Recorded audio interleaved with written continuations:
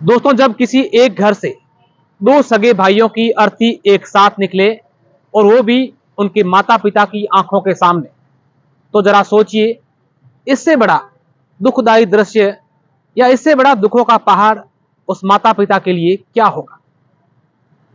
एक भाई की गुजरात में एक बिल्डिंग से नीचे गिरने से मौत हो जाती है और दूसरे भाई की पानी के टांके में डूबने से मौत हो जाती है।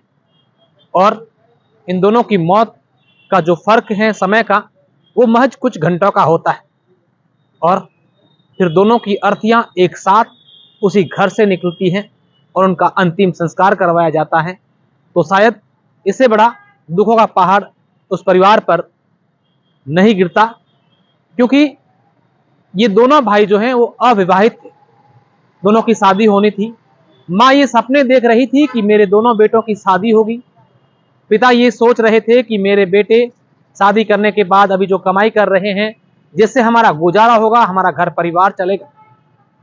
लेकिन शायद ये भगवान को मंजूर नहीं था और दोनों भाइयों की एक साथ ही मौत हो गई कुछ घंटों के अंतराल के बीच। और फिर एक ही घर से दोनों की एक साथ अर्थियां निकली। यह घटना पश्चिमी राजस्थान के बाड़मेर जिले की है। बाड़मेर जिले के सिणदरी थाना क्षेत्र के होडू गांव में बाबू सिंह नामक एक व्यक्ति के दोनों बेटे, एक का नाम सोहन सिंह और दूसरे का नाम सुरेंद्र सिंह है। एक भाई सूरत गुजरात में रहकर वहां काम धंधा करता था और कल एक बिल्डिंग से नीचे गिर गया, जिससे उसकी मौत हो गई।